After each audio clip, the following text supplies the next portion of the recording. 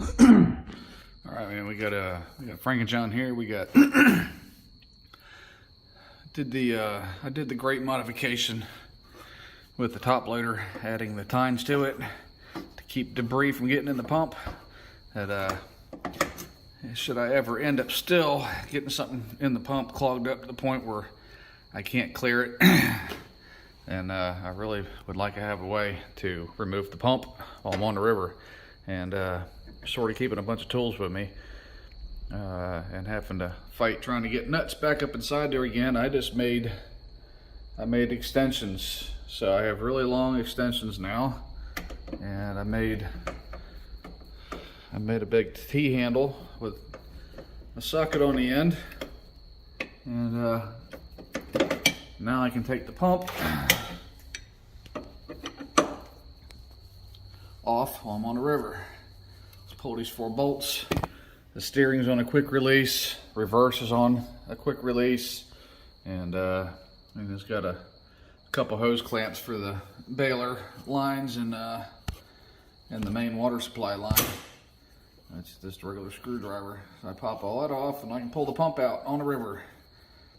Get it up there on the bank and spin it around, prop a rock up underneath it or something, and we'll get the nozzle up off the ground just a little bit, and boom, I can get the pump off on the river. And yeah, cool. So that's the simple T-handle there. Welded everything together. Yep. Long enough to have some leverage so we can tighten it up good.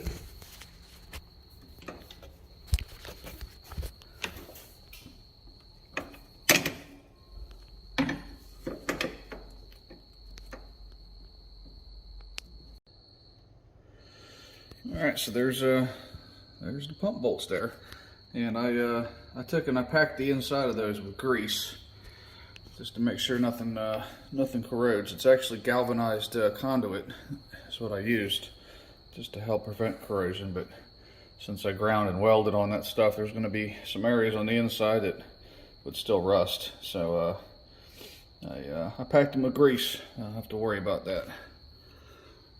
So there's quick release pump, and I just keep this tool up there in my bin with the rest of my goodies, and yep.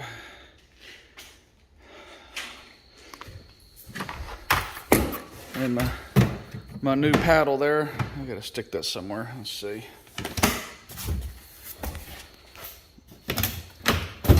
I'll stick that in here.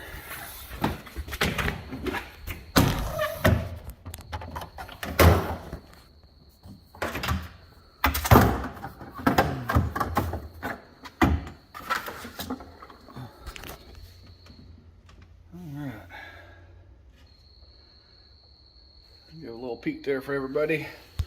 I haven't really shown a bunch of this stuff off currently.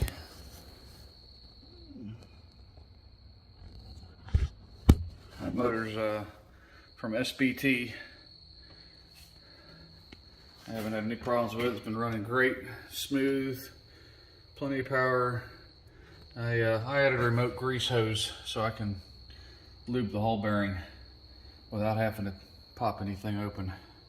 Just got a regular grease fitting.